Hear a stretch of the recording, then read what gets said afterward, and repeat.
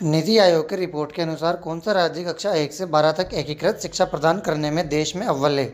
Answer Rajasthan. NITI Aayog की report के अनुसार राजस्थान कक्षा 1 से 12 तक की एकीकृत शिक्षा प्रदान करने में देश में अव्वल है, जहां 27,889 स्कूल सक्रिय है।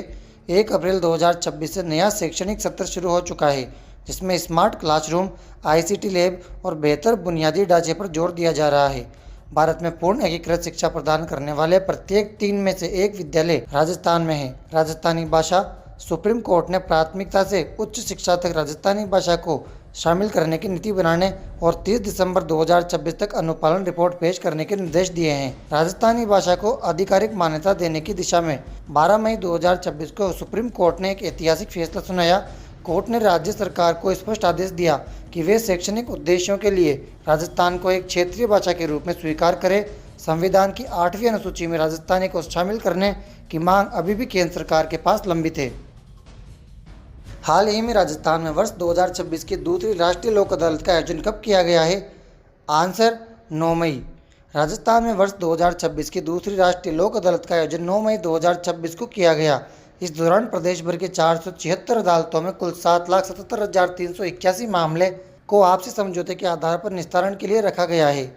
यह आयोजन राजस्थान राज्य विधिक सेवा प्राधिकरण के तत्वावधान में किया गया, जिसका उद्देश्य न्यायालयों को लंबित मामलों को आपसी समझाई से जल्दी निपटाना है। अगली राष्ट्रीय लोक अदालत 12 सितंबर और 12 दिसंबर 2026 को आयोजित होगी। राजस्थान लोक अदालत का गठन दृश्यमान, व्यवहारिक और सकारात्मक पहलों को सुनिश्चित करने और प्रदान करने के उद्देश्य से किया गया है।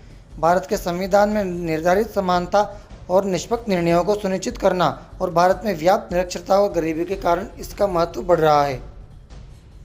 हाल ही में राजस्थान में धार्मिक पर्यटन और प्राकृतिक सुंदरता से संबंधित धौलिया बावजी नामक स्थल किस जिले में स्थित है? आंसर उदयपुर।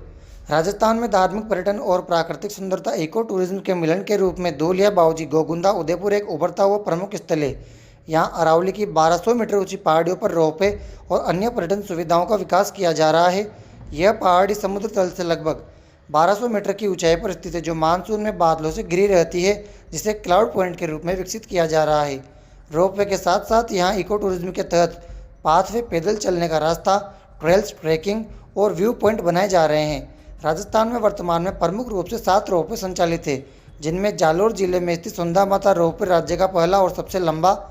अन्य महत्वपूर्ण रोपवे में उदयपुर की मनसापूर्ण कर्णी माता रोपवे, अजमेर पुष्कर का सावित्री माता रोपवे, जयपुर जिले के चोमू में स्थित सामोद वीर हनुमान रोपवे, जयपुर में स्थित खोले के हनुमान जी मंदिर राज्य का पहला स्वचालित रोपवे तथा उदयपुर में नीमच माता रोपवे और सीकर में काजल शिखर माता मंदिर रोपवे भी है। 11 मई 2026 को नेशनल टेक्नोलॉजी डे के अवसर पर किस राज्य में गणित, नवाचार और अनुसंधान के क्षेत्र में ब्रह्मगुप्त पुरस्कार शुरू करने का आधिकारिक घोषणा की गई है?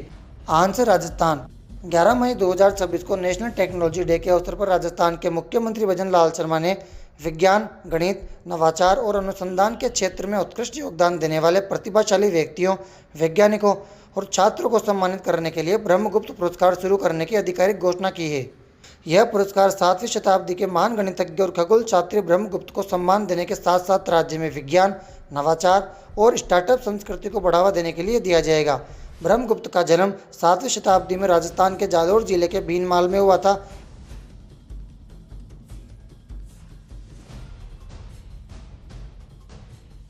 इस अवसर पर जयपुर में कोचिंग हब में युवाओं और छात्रों के लिए एक विशेष इनोवेशन सेंटर स्थापित करने की घोषणा की गई है, ताकि उन्हें स्टार्टअप और तकनीकी उद्यमशीलता के लिए प्रोत्साहित किया जा सके।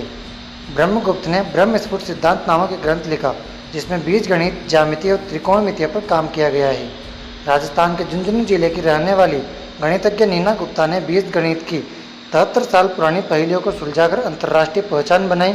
उन्हें उनके इस उत्कृष्ट कार्य के लिए नारी शक्ति सम्मान से सम्मानित किया गया। राजस्थान के किस जिले के मांडलगढ़ में स्थित 32 खंभों की छतरी एक ऐतिहासिक धरोहर है, जो आमेर के शासक बारमल के दूसरे पुत्र जगन्नाथ कछवाहा की स्मृति में बनाई गई थी? आंसर भीलवाड़ा। दोस्तों, डेली क्लासेस की अपडेट के लिए आप टेलीग्राम ज्वाइन कर लीजिए और साथ ही इंस्टाग्राम को फॉलो कर लीजिए। वीडियो अच्छी लगी हो तो इसे लाइक करके चैनल को सब्सक्राइब भी कर लीजिए। कल फिर मिलते हैं। Thank you.